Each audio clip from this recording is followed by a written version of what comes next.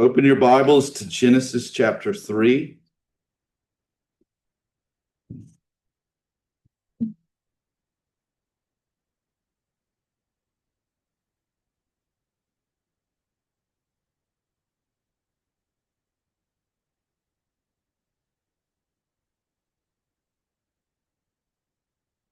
We're going to start in verse 8 and we'll go all the way through chapter 3. It is important that I finish, and so I'm going to have to talk faster than I'm normally able to.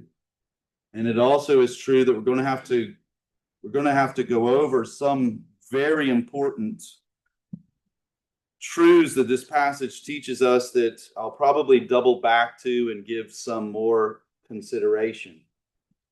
This is a watershed passage in Scripture. And in case you do not know this, this is very easy. Children, I want you to look at me. All right, you can use two hands to help you remember this. All right, you can take your right hand, and if it's all right with your mom and dad, I want you to lift them like this. You don't get to lift hands much around here. All right, so take advantage. All right, take your right hand, and I want you to listen to me, and as you hold this up. Your life is lived because of one man. And this is what your right hand represents. This one man.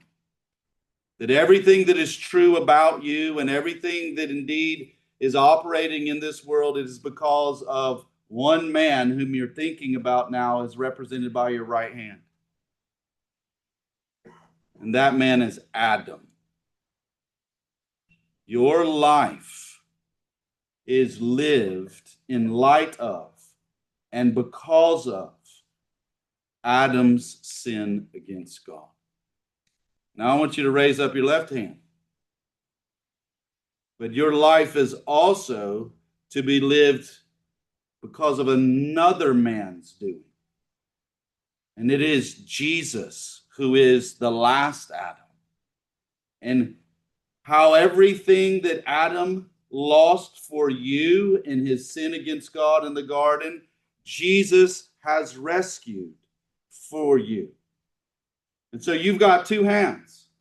And you now can, every time you look at these two hands, you can remember, my life is going to be defined by two men, Adam and Jesus Christ.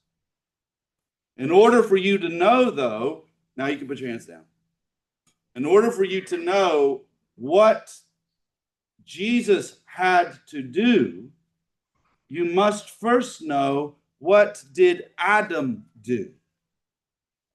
One of the reasons that Christianity today in our country, in comparison with Christianity even in our own country decades ago, is so anemic, is so unable to address what actually is happening in the lives of people, what we see unfold before our eyes in our society, is because we no longer believe Genesis chapter, not only 1 and 2, but also chapter 3. We don't not only believe it, we don't read what is written for us in Genesis chapter 3 and realize this is God's oracle that applies to me and to my children and to my children's children, such that if we did, we would realize what I hope we come to see at the conclusion: the only hope for those indeed who are defined by the fall of Adam are those who come to know what the second Adam, Jesus Christ, has recovered in his life and death. A true understanding of this chapter in the Bible would leave us with no hope in creation, but only looking to the Creator and thinking, if he would be merciful and now be a redeemer, then there is hope for me and mine. That is exactly how this will conclude. So let's read together Genesis chapter 3, starting in verse 8. We'll end in verse 24. Then they, this is Adam and Eve, heard the sound of Yahweh God walking in the garden in the cool of the day. The man and his wife hid themselves from the presence of Yahweh God in the midst of the trees of the garden. Yahweh God called to the man and said to him, "Where are you?" And he said, "I heard the sound of you in the garden, and I was afraid because I was naked, so I hid." And he said, "Who told you you were naked? Have you eaten from the tree of which I commanded you not to eat?" And the man said, "The woman whom you gave to be with me, she gave to me from the tree, and I ate." Then Yahweh God said to the woman, "What is this that you have done?" And the woman said, "The serpent deceived me, and I ate." And Yahweh God said to the serpent, "Because you have done this, cursed are you more than any of the cattle, and more than any beast of the field. And on your belly you will go, and dust you will eat all the days of your life. And I will put enmity between you and the woman, and between your seed and her seed. He shall bruise you on the head, and you shall bruise him on the heel." To the woman he said, "I will greatly multiply your pain and conception. In pain you will bear children. Your desire will be for your husband, and he will rule over you." Then to Adam he said, "Because you have listened to the voice of your wife, and have eaten from the tree about which I commanded you, saying, 'You shall not eat from it,' cursed is the ground because of you. In pain you will eat of it all the days of your life. Both thorns and thistles it shall grow for you, and you will eat the plants of the field. By the sweat of your face you will eat bread, till you return to the ground, because from it you were taken, for you are dust, and to dust you shall return." Now the man called his wife's name Eve, because she was the mother of all the living. Then Yahweh God made the garments of skin for Adam and his wife, and he clothed them. Then Yahweh God said, "Behold, the man has become like one of us to know good and evil. And now lest he send forth his hand and take also from the tree of life and eat and live forever. Therefore Yahweh God sent him out of the Garden of Eden to cultivate the ground from which he was taken. So he drove the man out. And at the east of the Garden of Eden, he stationed the cherubim and the flaming sword, which turned every direction to guard the way to the tree of life. Well, this, you know, is the book of Genesis, which is the first book in the Bible, which means it's the first book in the Old Testament. And it is also the first book of the first 5 books, which are called the Book of Moses. Therefore, we get down to the nitty-gritty, and we're able to say Moses wrote this. And Moses wrote this for Israel. But it is not only Moses' writing for Israel. Moses also wrote this for me and you.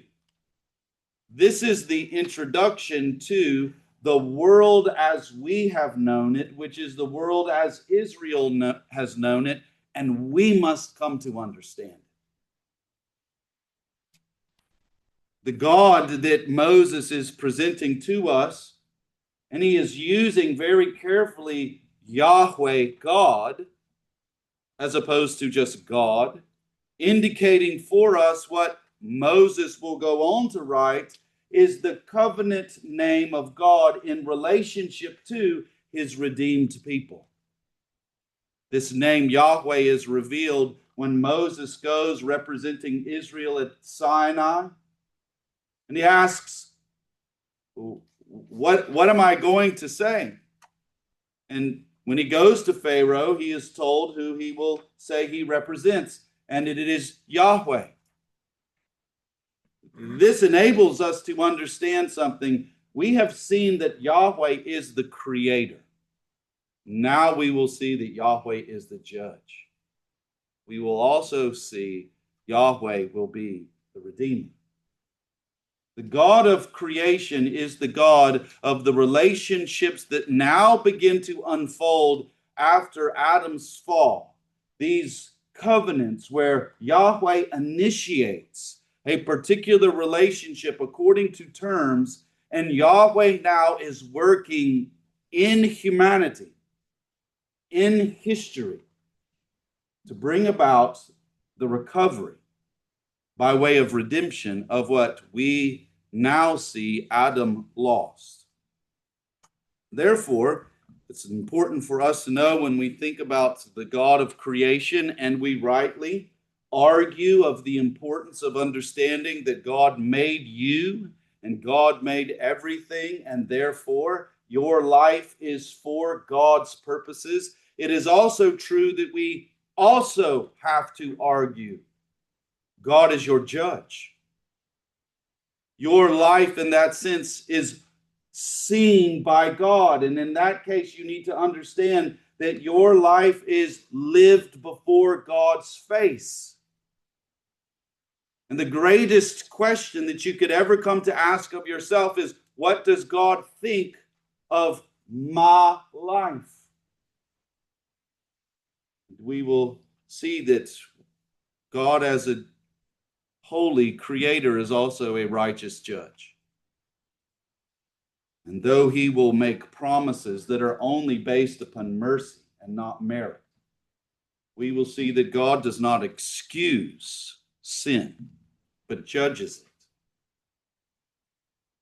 And so as we go through this most important chapter, it will unfold for us the God of creation, who will become the God of these covenants that bring forth redemption. And we will see that he explains to us in the judgment that he renders to Adam and to Eve and to the serpent. This explains the world in which we live. Now, 2 weeks ago, we considered the first 7 verses of Genesis chapter 3, and there we see that through the serpent's deception, Eve is deceived, but then Adam falls. And the human race is, in that sense, now separated from God because of sin. But when we begin reading in verse 8, we see now, how does fallen man respond to God? How does sinful Adam, now with a knowledge of evil, for he has broken God's law and he has guilt within of his transgression against his maker, how does he respond? And we also have a question, what is God going to do?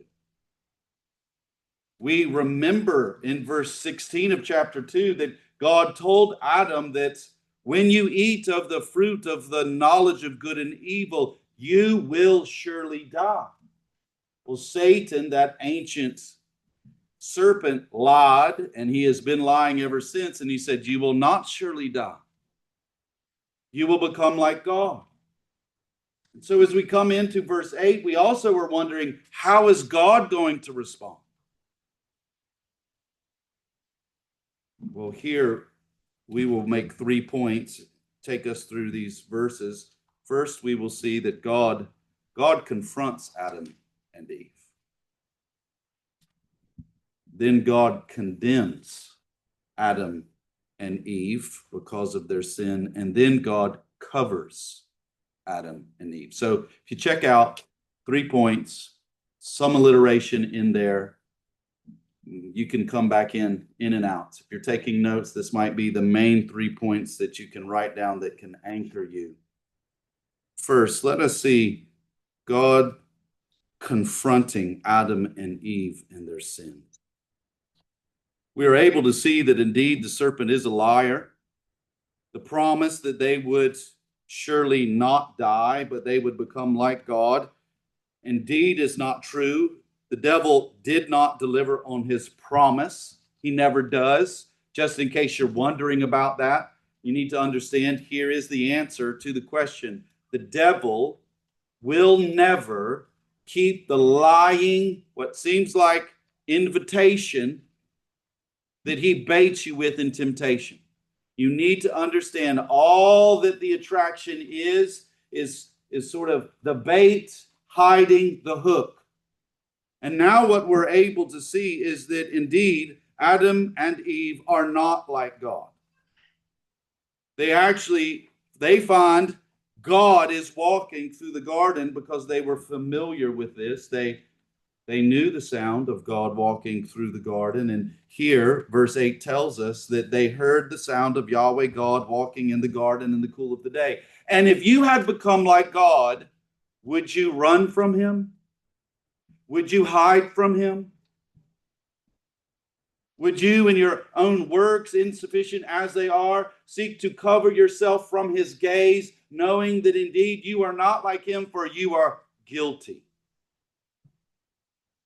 No, the devil is a liar. He's always been a liar. He is a liar. He will continue to be a liar. And we are able to see that indeed he has lied.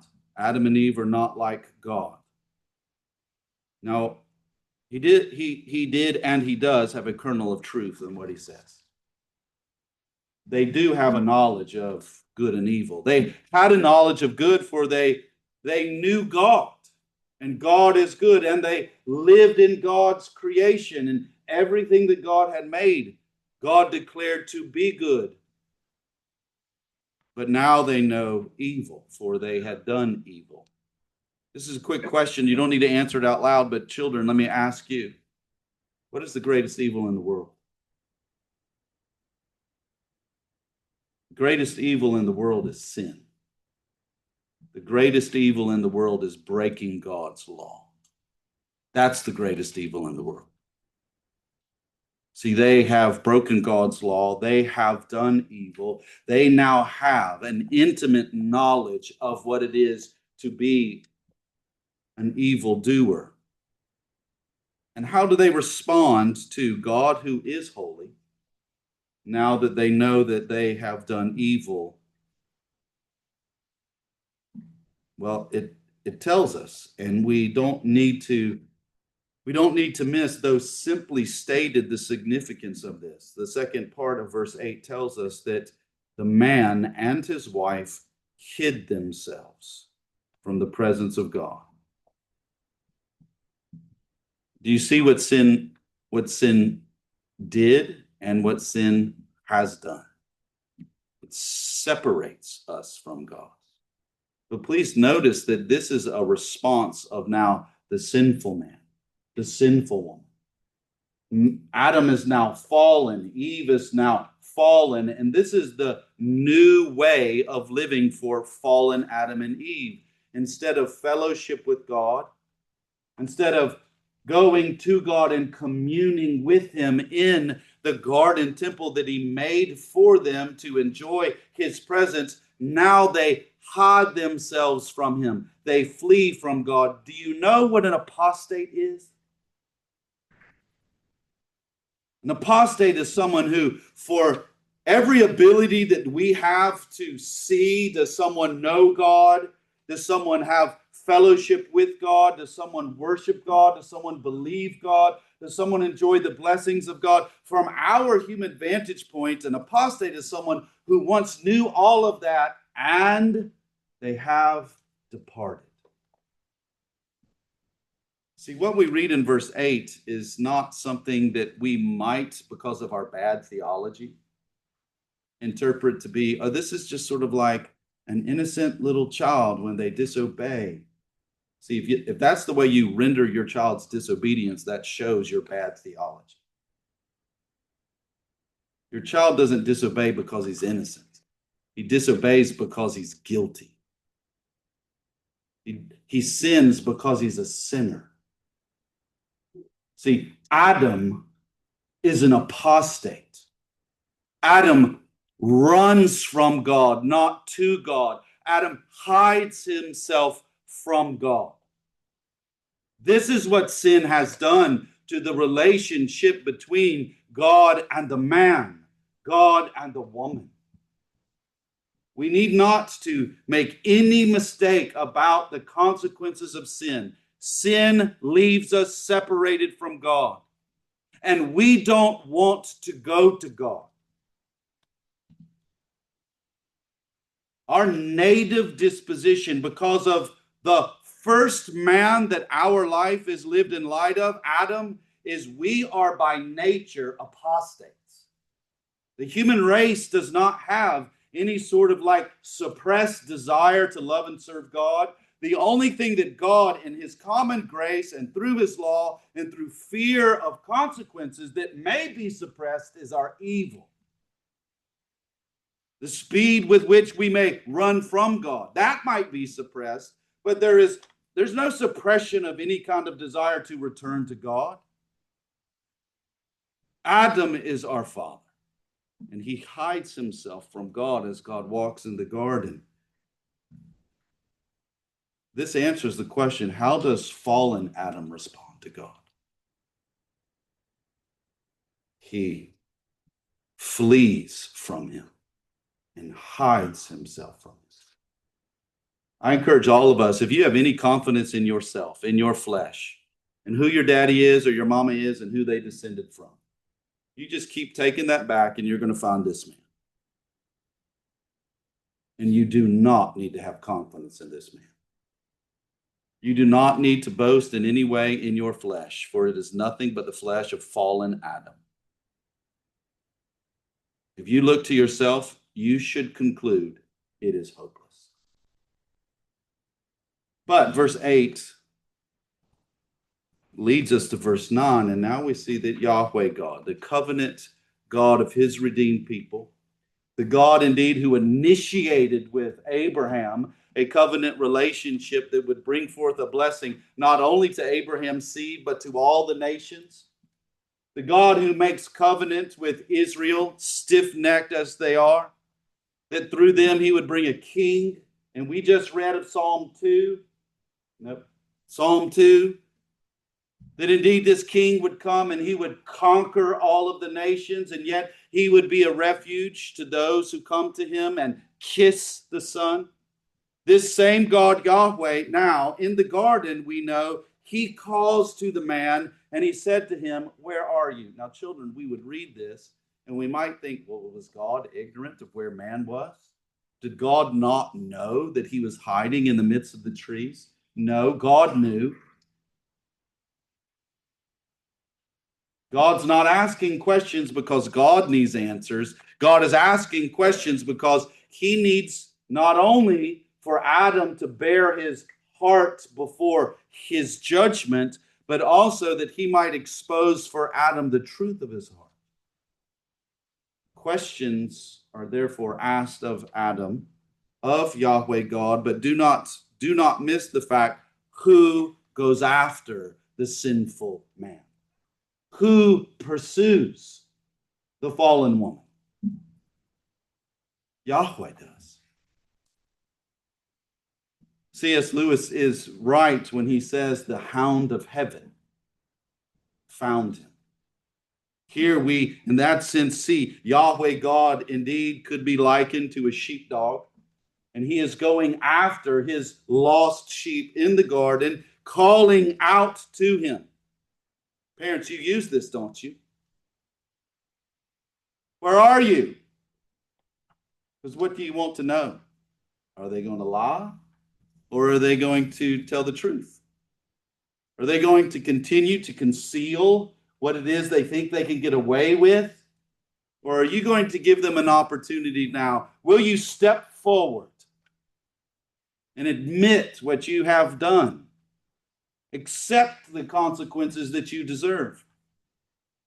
We'll see God in that sense as he is confronting Adam and Eve in their sin. He is calling out to them. He is pursuing them, and even the means of his pursuit will expose to them indeed what they have done and what they deserve, but also what he will provide.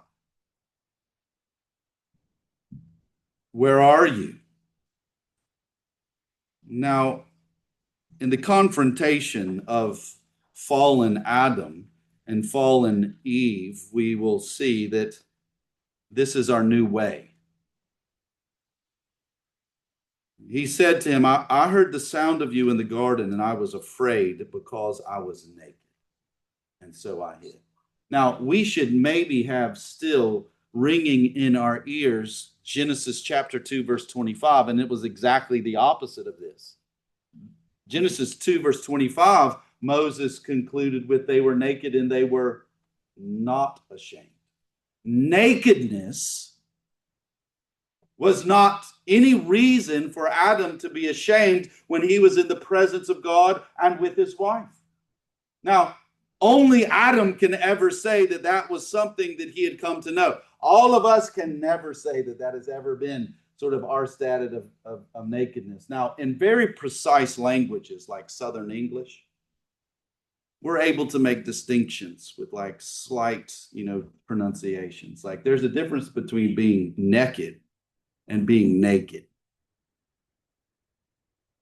And that's theological. I know for some of y'all this is lost, all right? But we're just more precise. There's like you and then there's y'all. See, there's a precision that we have with the tongue that you just don't know. But in this sense, Adam is naked. Adam now is, in that sense, he understands because of his guilt that God cannot look at him. Because there is a shame that he understands from his transgression against God, and thus that is the reason that he fled from God. But God has another question in verse 11. In this confrontation, he says, who told you that you were naked? Have you eaten from the tree of which I commanded you not to eat? Now, in the way that that is rendered, the emphasis is on God commanded him not to eat of that tree. Parents, hopefully your skills of rhetoric are developing as you are parenting your children. And so you employ these things with your children. And we do it differently in English, but we would say, now I told you not to, and then you, whatever it was. Did you do what I said not to do? Right? That rhetorical flair that you use when you are addressing your children in their disobedience is illustrating that they have committed high-handed sin, haven't they? You are not ignorant. You are not uninformed. I explicitly told you, do not eat of that tree's fruit. Did you eat of it? That's the way God is engaging him. Now, what we need to understand, and I'm just trying to fill in some of the gaps here, is, does this sound like when some of us have gone to court?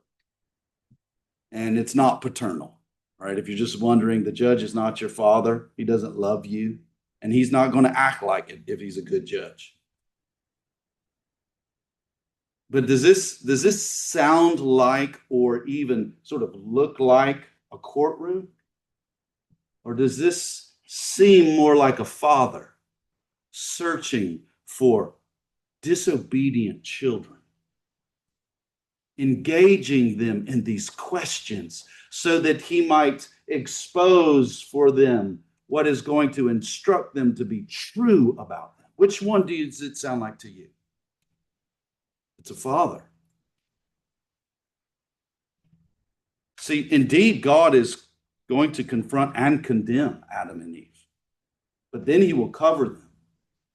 And in that sense, we need to understand that this is the sin that has ruined the race. Hannah has leukemia because of Adam's sin. We have categories for evil that in one sense, when they are seen, if we are not hardened or callous to them, we would be nauseous to these evils. Why do these evils operate in the world today? Because of Adam's sin. And yet here is God like a father seeking him in the garden as Adam is fleeing from him, engaging him in questions that would expose his heart before God. If you think God is just a callous, sterile judge on a bench and not a father who seeks to find and correct, even though he executes condemnation, then you do not know God. You have misinformed your view of God. God here, as indeed he confronts Adam, is like a father confronting his children.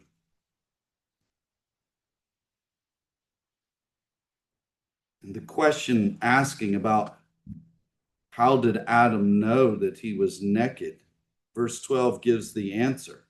And this now reveals this is also a part of the new way. I don't mean new in a better way. I mean new in the worst sense of new. Fallen man, under God's confrontational pursuit of him, now blame shifts and throws his neighbor under the bus to excuse his sin. When God confronts him, Adam now answers first in verse 12. This is in response to, did you eat of the tree? And so what's the question? Did you eat of the tree that I commanded you not to eat its fruit? Did you eat of the tree? And what's the first answer? The woman. It's the woman thou hast given me. Right, men? This is the knee-jerk response of fallen men today. Bob Marley wrote a song about it. It's a pretty good song. But it's bad theology. It's totally not true. That is that Adam is now saying, in one sense, is it technically true that the woman that God gave to him gave Adam the fruit? Yes, that is technically true. And this is very helpful, isn't it? Spouses, this is helpful. Children, this is helpful. Our technical ways to try to argue ourselves out of responsibility for our sin is the fallen way of thinking. And we see it here in our father Adam. Because what's the question? Did you eat of the fruit of the tree of the knowledge of good and evil, Adam? I didn't ask, now he didn't say this, but you could follow up with, I didn't ask you who gave it to you. I didn't ask you who made the woman. I asked you, did you eat of it? Adam doesn't answer that question, does he? He shifts the blame first to the woman. And then he shifts the blame to the maker of the woman, to God himself. Now, I'm afraid, and maybe it's not true of you. I was not raised in a kind of Bible-believing evangelical Christianity. I was raised in theological liberal Christianity. And so the Bible was important in the way like cute, quaint things are important. And so maybe that's an influence for why I have to oppose something, and maybe you have to oppose something. If you are reading into this any kind of like, let's give them the benefit of the doubt, you're not reading this correctly. By Adam now blaming God for giving him the woman, what is that in direct conflict with? What we just read at the end of chapter 2 of Genesis. What is woman? Woman is God's unique creation. The last thing God made is woman, and he made woman so that he would fix that which God said was not good, that the man should not be alone. Woman was God's solution to that. Woman is the one who now enables man to accomplish the mission. And now, here's Adam throwing her under the bus and then calling God to court because he made her. That's wicked. That's evil. You don't give that the benefit of the doubt. See, this is the new way of thinking after the fall. And we think this way, don't we? You immediately get into an argument with someone. It could be your spouse, could be your parent, could be your sibling, could be your teacher, could be your boss. It's especially with people in authority when you're now called to account for something that you did. And it's just like, man, I am so ready to make an excuse and throw someone under the bus. It's like cocked and loaded. All you got to do is blame me for something. I'm ready to make that excuse. Because our life is lived in light of the results of this man.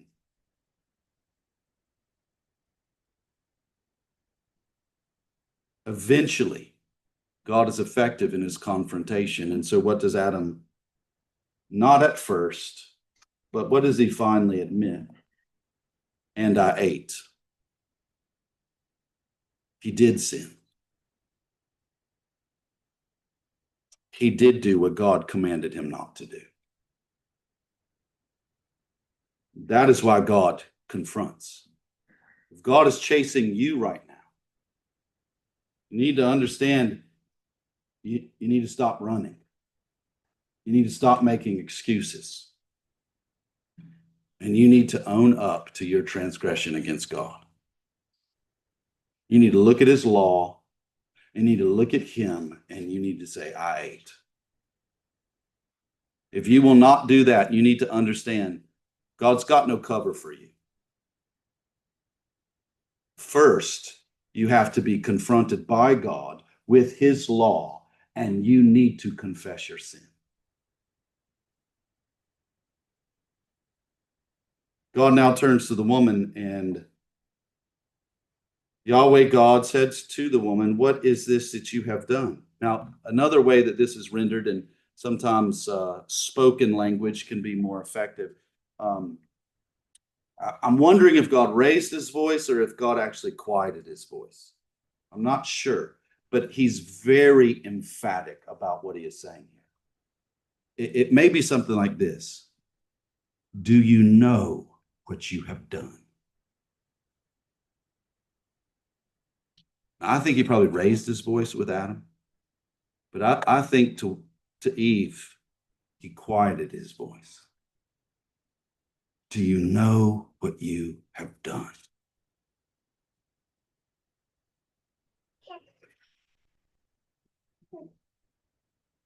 And verse 13, the second part tells us, what did she say? Now, Adam just went before her. Like, she has the advantage of what? The wrong thing to do. Does she learn from Adam's bad example? In the fallen way of man, that's not the way it works anymore. She repeats the same wicked way of excusing her sin by half-truths. The woman says, the serpent deceived me. That's technically true. But could the serpent make her eat? Does the serpent have control over Eve's volition? Now, the serpent clearly engaged her intellect, didn't he? And the serpent clearly baited her with her ability to see something that was bad for her and forbidden to her, and now to couch it in a new way of seeing such that she now desired to want it. But could the serpent do anything to make her eat it? No. She ate. She eventually comes to state that explicitly. Like Adam, God's confrontation brings Eve to confess her sin. I ate.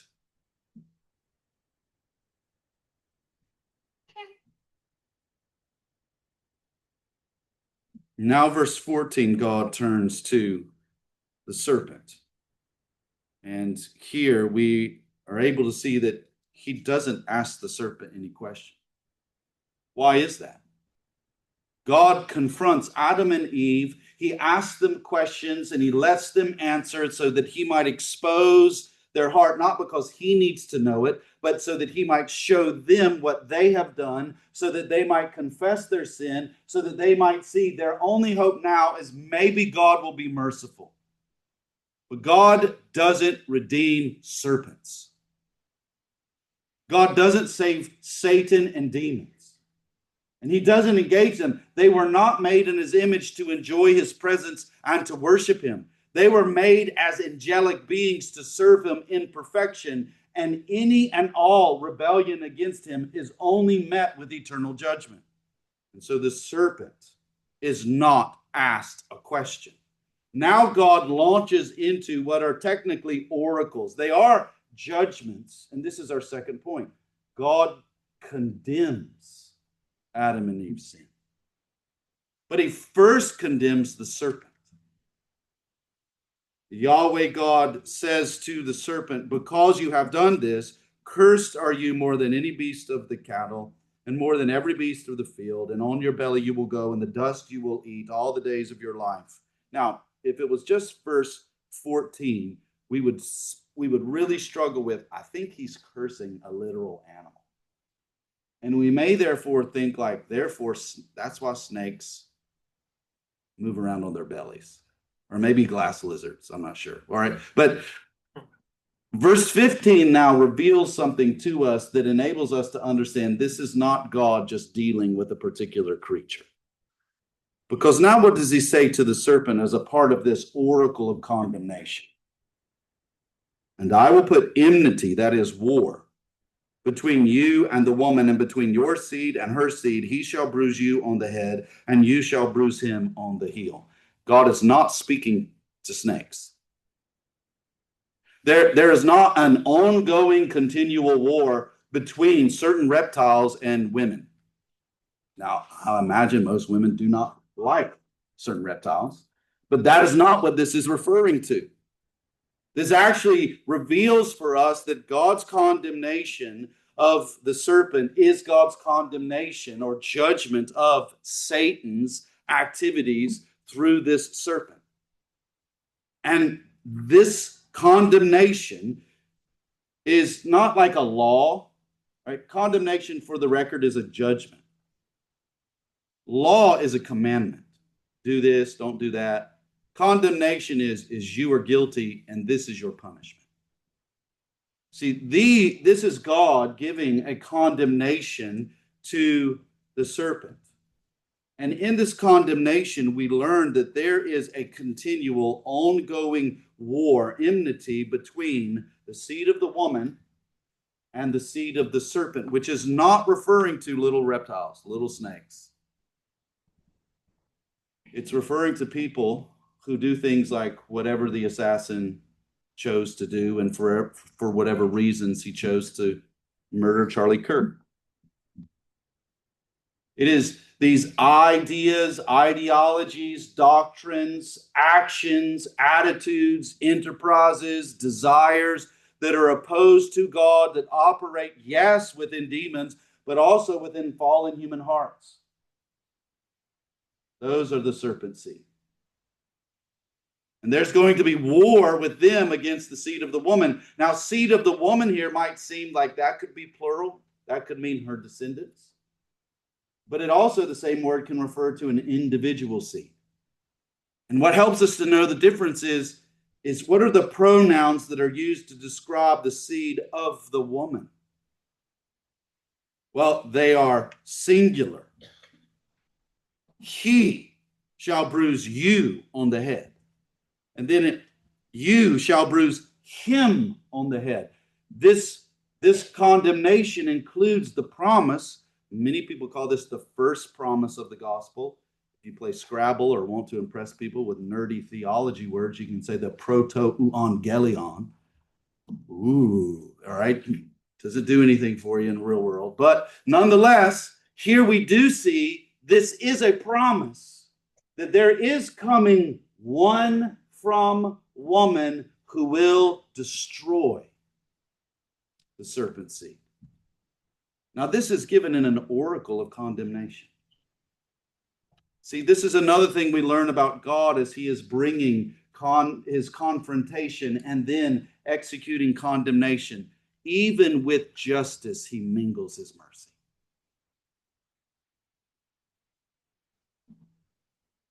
He turns to the woman. And now we see that to her he gives this judgment.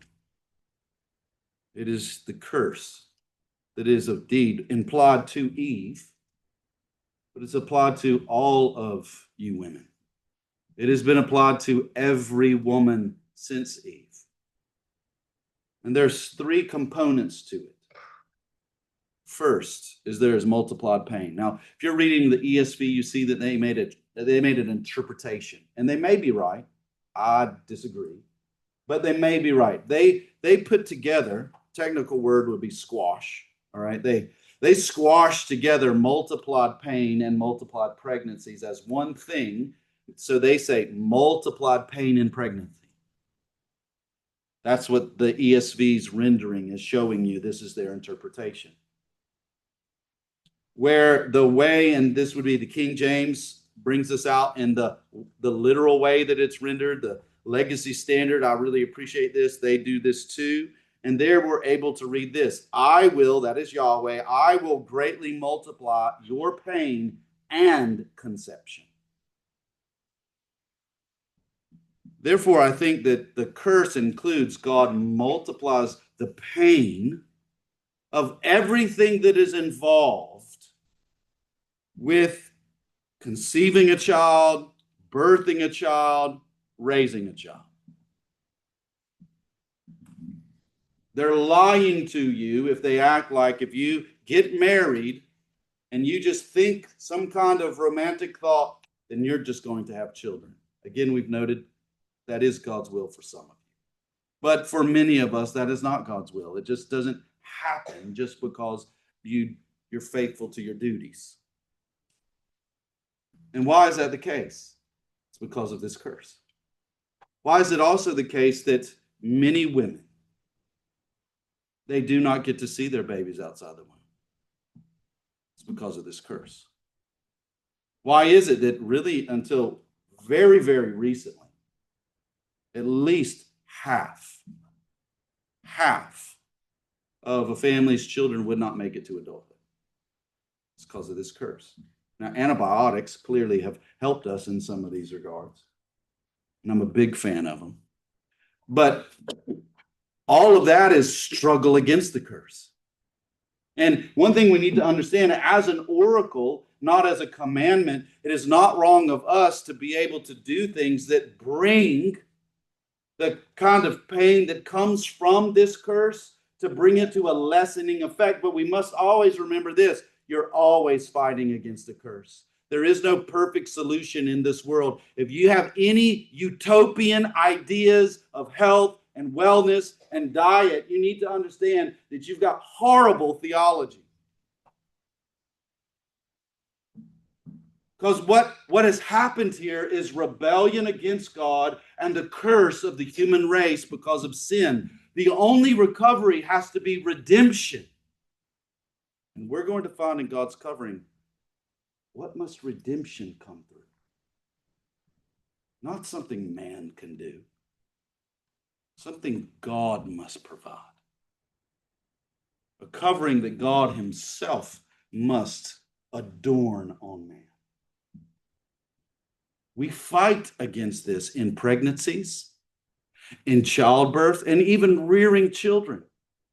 Isn't it amazing? Like, I'm just so, I want to talk to someone who is a committed liberal, who has children, and to say, like, what do you explain your child's behavior to be on the basis of? I'm sure they'll give me some incredible, like, what they ate, all right? But they'll give some reason for that, and it's sort of like, okay, they just struck at you. They just dishonored you. They just disobeyed you. That comes from somewhere. Rearing children, maybe this is necessary to say, rearing children is not taking sort of these human angels that are good and somehow directing them to the maximization of their goodness. No, they are fallen. They are corrupt. Their inclinations are not for good, but for evil. Their natural way of thinking is not righteous logic. It is for selfish indulgence. You parents need to understand raising children is pushing water uphill. And you get up every day to do that. Why? Why is it that like that? Why are children so arrogant and prideful and obstinate? Why does the Bible say foolishness is bound up in the heart of a child? And the rod of correction will drive it far from him. Why does the Bible say that? Because it's true, and it's true because of this. Multiplied pain, but also multiplied pregnancies.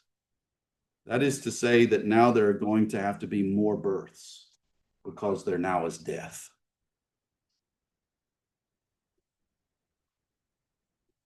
And we can laugh, and I try to do some things. I'm not ever doing anything just for a laugh. I say certain things that hopefully have some humor and relief, but there's a point behind it.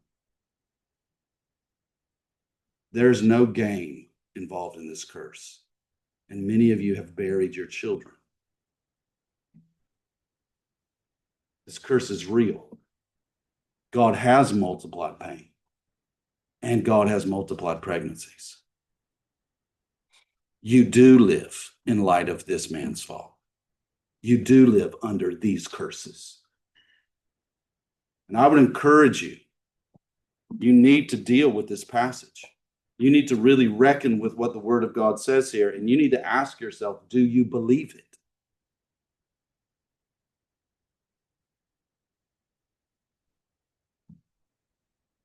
Also, a woman is going to have a desire to rule over her husband, but part of the curse includes that he will rule over you. And we are short on time, and I'm just joking. I'm going to have to end here, but we will have to end with this. We'll come back next week and see how God's condemnation falls to the man, but the desire for woman to rule over her husband was clearly manifested. And what did she do that led to the fall? She gave the fruit to the man. That's going to be echoed because when God gives his condemnation to Adam, he leads off in verse 17 with this: because you listened to the voice of your wife. See, what did Satan do when he approached woman in the garden? He rejected God's creation order of the family, of husband and wife, and he went to the wife and not to her husband. And how did it work from there? And then the wife now leads the husband. She leads him by giving him the fruit, and he passively, though actively, rebels against God's order and takes from her. Now, if you have feminist, fabrics still in you, like, I'm going to set them aflame.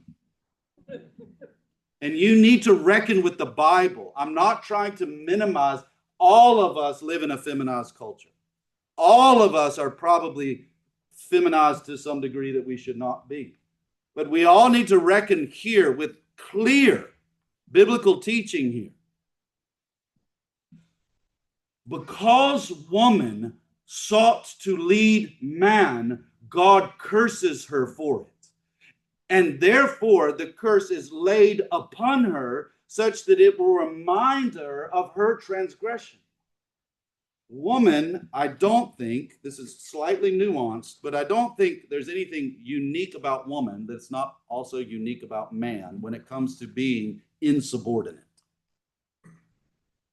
Men can be as insubordinate of any woman that I ever met. And most people interpret this to mean, this now means a wife is going to have a natural native insubordination to her husband. I'm just going to say, yeah. And so will her sons, and so will her daughters. And so I think the insubordination is not the uniqueness of this curse. I think rather, and it's a slight difference, is what it is not just insubordination, it is leading. It is seeking to turn over God's creation order. And since that is what woman did, therefore, God is now going to, in this curse, make her have to find man to be the one who will rule over her. One commentator said it this way.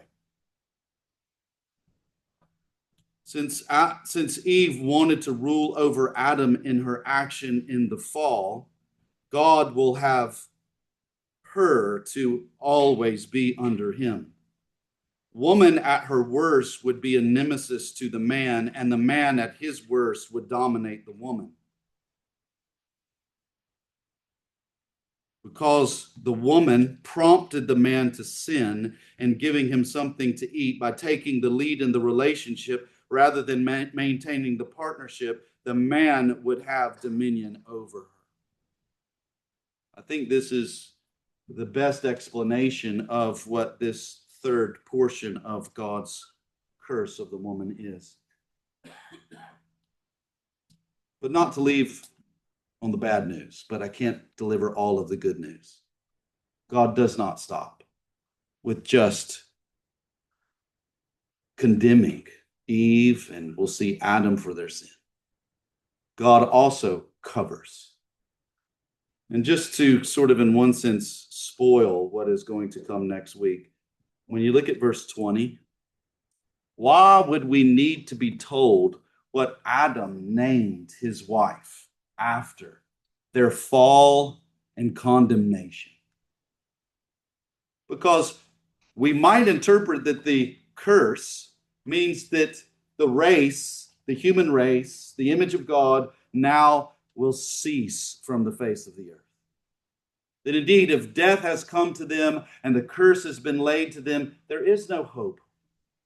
But why then would you name your wife Eve? Which means the mother of all the living. That is because you believe that God has made a promise in verse 15 that her seed will crush the serpent's head, that God is going to continue to give life, though indeed under the curse, that God is going to continue to give life until he fulfills that promise. And likewise, we will see in verse 22, does God leave Adam and Eve in their natural position, in their sinful responses, covered with fig leaves and cowering in guilt? No. But rather, God provides for them the kind of covering that they need at the expense of another life, and then drives them out of the garden. Indeed, you and I, we are sinners. We live after the curse. But I want you also to know that we also live after the cross, and the covering that we will see that God provided for them is pointing us to the covering that God now provides at the expense of his own Son, who is Jesus Christ. Do not run from God. Indeed, face him, confess your sin to him, and receive indeed whatever paternal judgment he gives to you, and receive the covering that he has given to you in Jesus Christ. There is hope, not in Adam, but there is hope in Jesus Christ. Tim, I've done it again. So if you could manage closing us with a song and benediction with less time.